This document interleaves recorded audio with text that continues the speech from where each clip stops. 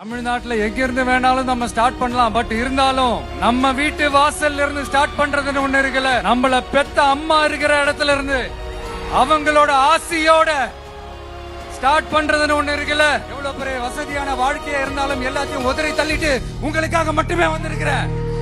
உங்களுக்காக நன்றி கடன் செலுத்துறதுக்காக மட்டுமே வந்திருக்கிறேன். எல்லா வழிகளையும் தாங்கிக்கிட்டு உங்களுக்காக மட்டுமே வந்திருக்கிறேன். ஒரு நாளும் பொய் சொல்லி உங்களை நான் ஏமாத்த மாட்டேன். ஒரு நல்ல காரியத்தை ஸ்டார்ட் பண்றதுக்கு முன்னாடி எங்க இருந்து ஸ்டார்ட் பண்ணலாம்? நம்மள பிடிச்சவங்க இருக்கிற இடத்துல இருந்து ஸ்டார்ட் பண்ணலாமா? இப்படிலாம் நிறைய விஷயம் மனசுக்கு தோணும் இல்லையா? அது மாதிரி தமிழ்நாடே நமக்கு பிடிச்ச இடம் தான், நமக்கு மனசுக்கு ரொம்ப பிடிச்ச இடம் தான். தமிழ்நாட்டில் எங்க இருந்து வேணாலும் நம்ம ஸ்டார்ட் பண்ணலாம். பட் இருந்தாலும் நம்ம வீட்டு வாசல்ல இருந்து ஸ்டார்ட் பண்றதுன்னு ஒண்ணு இருக்குல்ல. நம்மள பெத்த அம்மா இருக்கிற இடத்துல இருந்து அவங்களோட ஆசையோட ஸ்டார்ட் பண்றதுன்னு ஒண்ணு இருக்குல்ல. அதானே ஒரு பிரைட்டான ஒரு சைனா இருக்கும், ஒரு ஒளியோட, ஒரு வெளிச்சத்தோட. சோ இதெல்லாம் மைண்ட்ல நினைச்சுக்கிட்டு தான் உங்க விஜய் உங்க பெரம்பூர் தொகுதியிலிருந்து, நம்ம பெரம்பூர் தொகுதியிலிருந்து நம்ம பிரச்சாரத்தை ஸ்டார்ட் பண்ணணும்னு முடிவு பண்ணிட்டேன். வட சென்னையில ரொம்ப மிகப்பெரிய அடையாளத்துல ஒன்னா இருக்கிற நம்ம பெரம்பூர் தொகுதியில நம்ம லூட்ஸ் அன்னை சர்ச் இருக்கிற, பிரசன்ன லட்சுமி நரசிம்மர் கோயில் இருக்கிற, பல புகழ்பெற்ற மசூதிகள் இருக்கிற இந்த பெரம்பூர் தொகுதியில நம்ம பிரச்சாரத்தை ஸ்டார்ட் பண்றோம். உன்னை மனசார நேசிக்கிற, உன்னோட மக்கள் இருக்கிற, உழைக்கிற, உழைப்போட வாசனை இருக்கிற அப்படிப்பட்ட ஒரு பகுதியிலிருந்து உன் பிரச்சாரத்தை ஸ்டார்ட் பண்ணி விஜயனை மனசு சொல்லிச்சு. அதனாலதான் நான் இங்க இருந்து ஸ்டார்ட் பண்றேன். என் நெஞ்சில் குடியிருக்கும் பெரம்பூர் தொகுதி மக்களே,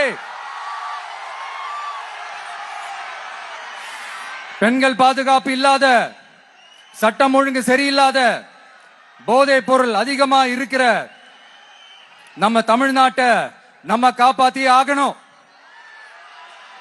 தமிழ்நாட்டை இப்படி ஒரு நிலைமைக்கு கொண்டு வந்தது யாருன்னு நான் சொல்லிதான் உங்களுக்கு தெரியணும்னு அவசியம் இல்ல.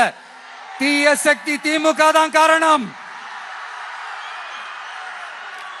இப்படி ஒண்ணுத்துக்குமே உதவாது இப்படி ஒரு ஆட்சியை நடத்திட்டு விரைவில் விடை பெற போகும் ஸ்டாலின் சார் தான் காரணம்.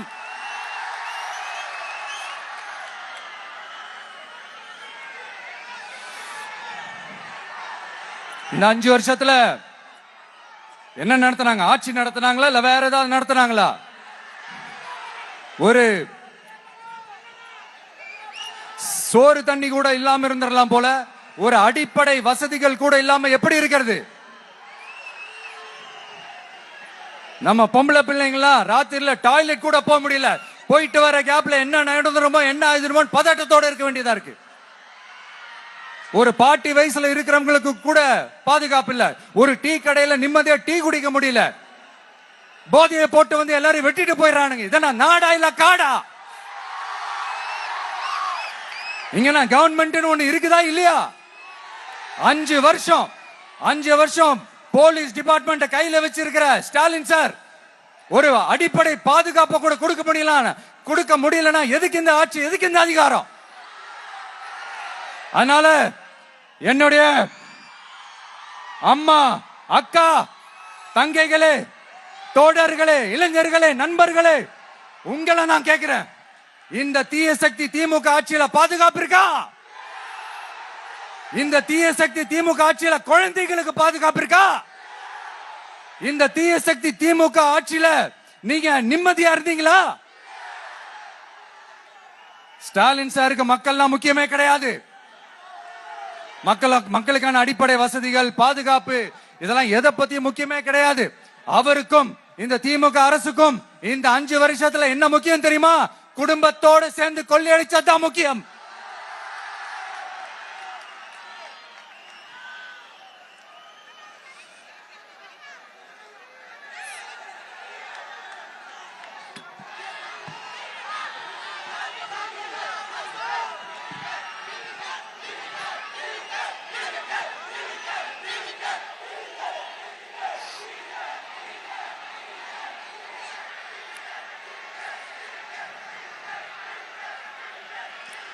நான் முன்னாடியே சொன்ன மாதிரி டாஸ்மாக்ல மட்டுமே இது வரைக்கும் 1000 கோடிக்கு மேல ஊழல். இது வெளியே தெரிஞ்சது. வெளியே தெரியாத வரைக்கும் இன்னும் எவ்வளவு இருக்குதோ. அதே மாதிரி நகராட்சி துறையிலையும் 1000 கோடிக்கு மேல ஊழல். நம்மள பசங்க பிள்ளைங்க எல்லாம் படிச்சுட்டு வேலை தேடி எங்கெல்லாம் எப்படியெல்லாம் அலையறாங்க. அதுக்கு இந்த கவர்மெண்ட் என்ன செஞ்சிருக்காங்க தெரியுமா? இந்த நகராட்சி துறையில வேலை வாங்கி தரதா சொல்லிட்டு கோடிக்கணக்கான பணத்தை லஞ்சமா வாங்கிக்கிட்டு தகுதியானவங்களுக்கு வேலை வாய்ப்பை இல்லாத அளவுக்கு பண்ணிருக்காங்க. இதெல்லாம் எவ்வளவு பெரிய ஒரு ஏமாத்து வேலை.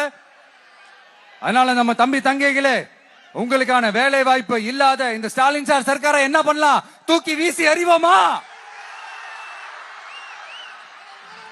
உங்களுக்கு பாதுகாப்பு இல்லாத, உங்களுக்கு வேலை வாய்ப்பு இல்லாத இந்த தீய சக்தி திமுக அரசு என்ன பண்ணலாம்? தூக்கி வீசி அறிவோமா? அடுத்து வண்டியா வச்சிருக்கிற பணத்தை என்ன பண்றதுன்னு தெரியாம இப்ப உங்க எல்லார்கிட்டையும் கொடுத்து எப்படியாவது ஜெயிச்சிடலாம்னு கனவு காணிட்டு இருப்பாங்க. நான் முன்னாடியே சொன்ன மாதிரி எல்லாத்தையும் வாங்கிக்கங்க. வாங்கிக்கிட்டு அவங்க காதுலயே விசில ஊதி அனுப்புங்க. எப்படி? அவங்க செவிலே விசில ஊதி அனுப்புங்க.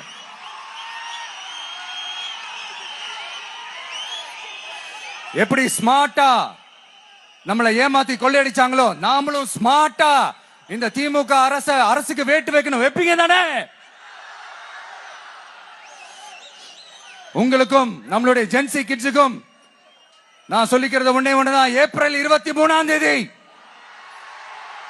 காலங்காத்தால பக்காவா ரெடி ஆயிட்டு உங்க ஓட்டர் ஐடி கார்டை கையில எடுத்துக்கிட்டு முதல்ல பூத்துல போய் நின்னு அந்த விசிலுக்கு நேரா இருக்கிற அந்த பட்டனை ஒரு அழுத்துங்க. உங்க வீட்டுல இருக்கிற ஒவ்வொருத்தரையும் அழைச்சிட்டு போங்க. வெளியூர்ல இருந்து இங்க சென்னையில இருந்தீங்கன்னா ஊருக்கு போகணுமே ஓட்டு போடணுமே சொல்லி அசால்ட்டா இருந்துடாதீங்க.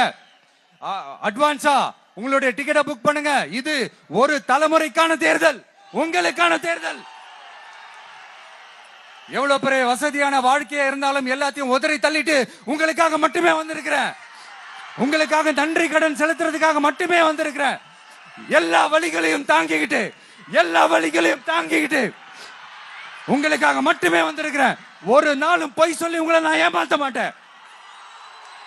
இந்த 4 முனை போட்டி 40 முனை போட்டி எத்தனை முனை போட்டி எத்தனை உருட்டினாலும் இங்க 2 முனை போட்டி தான். ஒன்னு டிவிகே, இன்னொன்னு டிஎம்கே. மக்கள் விரோத ஆட்சி நடத்துற ஸ்டாலின் சார் வேணுமா? மக்களை நேசிக்கிற விஜய் வேணுமா? அவ்வளவுதான் இந்த தேர்தலே. அதனால உங்க விஜய்க்கு, உங்க அண்ணனுக்கு, உங்க தம்பிக்கு, உங்க பிள்ளைக்கு